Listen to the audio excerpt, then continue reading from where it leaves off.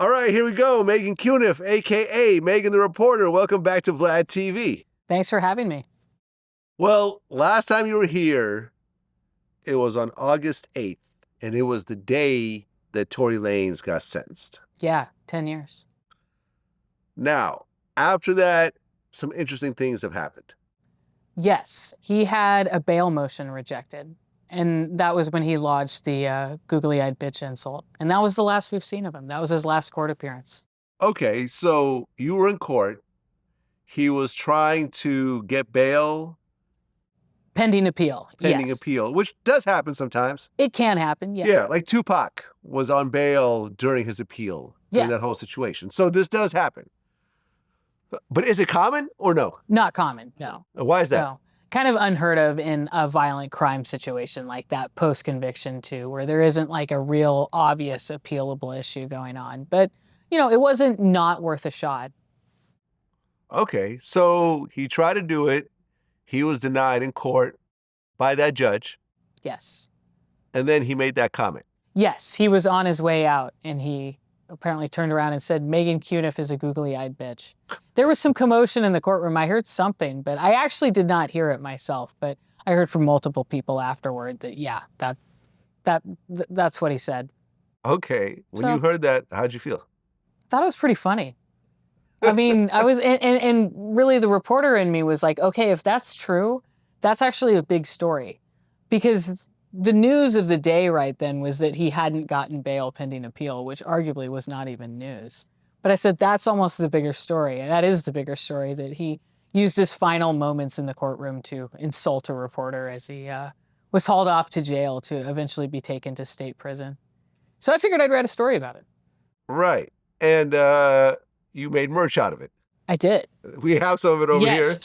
Yes, we have the googly-eyed bitch merch. The mugs are the best sellers. I don't have a mug, but you can find them at meganthereporter.com.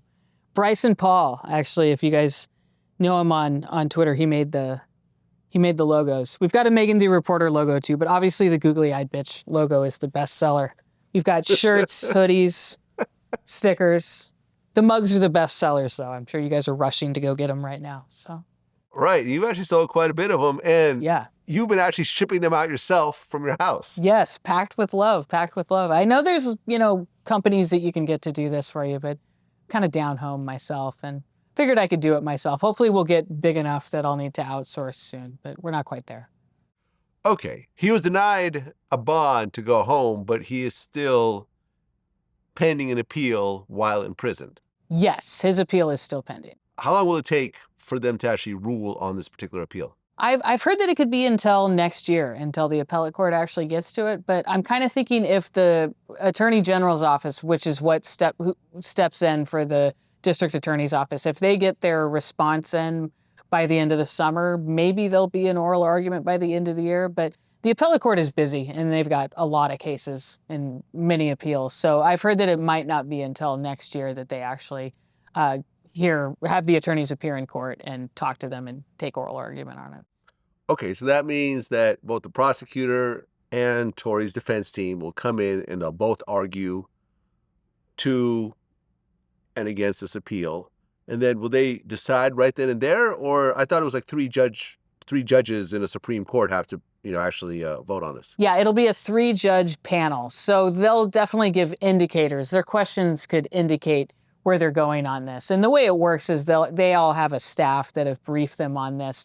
And they've talked about the cases beforehand and taken a vote. And there might even be a draft opinion, but they're not going to indicate too much what the draft opinion says. They've just talked about that amongst themselves. But they'll ask questions of the defense attorney and then the Attorney General's office. But it will all be based on the briefs that have already been filed. It's a very written process. Like everything will be written in the papers that have been filed. Okay, and what's Tory's argument for an appeal?